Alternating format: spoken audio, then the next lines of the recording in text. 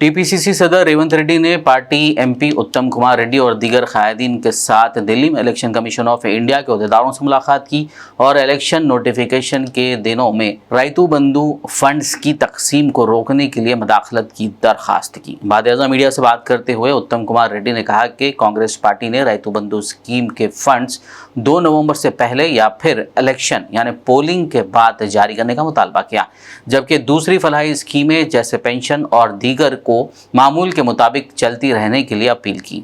ताहम उन्होंने कहा कि गरीब नवाज कांग्रेस पार्टी फलाही स्कीमों के खिलाफ नहीं है बल्कि वो बीआरएस के करप्शन के खिलाफ है। चीफ इलेक्शन कमिश्नर को लिखे खत में तेलंगाना कांग्रेस के इंचार्ज मानिकराव ठाकरे ने इंतखाबात के दौरान रायतू बंधु फंड्स की तकसीम का मसला उठाया। कांग्रेस पार्टी ने खत में फंड्स की तकसीम के वक्त के बारे में तशवीश का इजहार किया और दावा किया कि यह मुमकिन तौर पर वोटरों को मुतासर कर सकता है। We brought it to the notice of the Election Commission of India that elections have probably become most corrupt in the state of Telangana from the time this BRS party has come to power. We brought to the notice of the Election Commission that during the 2018 assembly elections, while the election process is on, right up to polling day, government money is being distributed by bank transfers to the beneficiaries.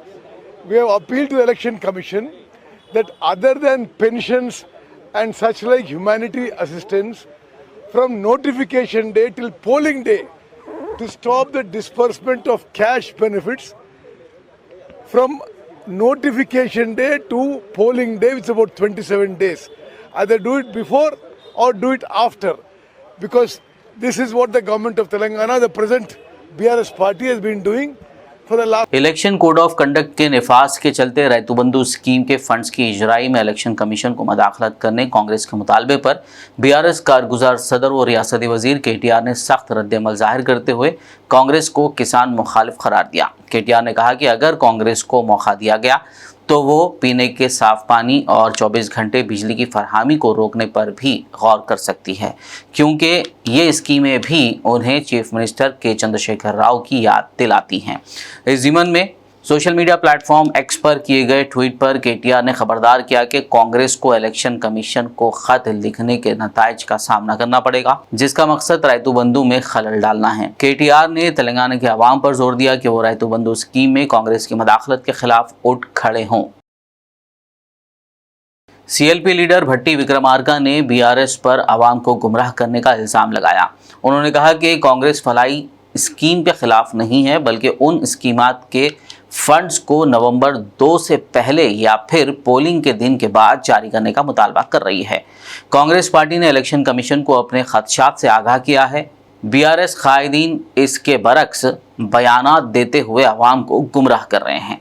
उन्होंने दावा किया कि जब भी उन्होंने कोई बयान दिया, बीआरएस पार्टी ने झूठा प्रोपेगेंडा किया। राष्ट्र प्रभुत्व बीआरएस पार्टी రెండు కూడా రాష్ట్ర ప్రజల్ని ఏ రకంగా తప్పుదోవ పట్టిస్తూ ఉంది, రాష్ట్ర సంపదని ప్రజల కోసం కాకుండా పార్టీ ప్రయోజనాల కోసం ఎట్లా వాడుకుంటుందనేది చాలా స్పష్టంగా చెప్పాం। బీఆర్ఎస్ ప్రభుత్వం గోబెల్స్ ప్రచారం చేసుకుంటూ ప్రజలకి రైతు బంధు ఇస్తామని, దళిత బంధు ఇస్తామని, బీసీ బంధు చేస్తామని, ఇతరత్ర క్యాష్ బెనిఫిట్స్ చాలా చేస్తామని చెప్పి చివరికి ఇళ్లకు సంబంధించి కూడా చెప్పి చేస్తున్నట్టుగా భ్రమలు కల్పిస్తూ గోబెల్స్ ప్రచారం చేసుకుంటూ వచ్చారు। ఓ పక్కన